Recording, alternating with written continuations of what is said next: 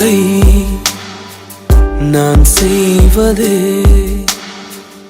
அனுதினமும் என் போஜனம். உம் சித்தத்தை நான் செய்வதே அனுதினமும் என் போஜனம். அழியும் என் கைகளை கொண்டு அழிந்து போகிற எங்க கரங்களை வச்சு அழியாத உங்க ராஜ்யத்தை கட்டுகிற பணியை நீங்க ஒவ்வொரு நாளும் செய்து கொண்டிருக்கிறீங்களா?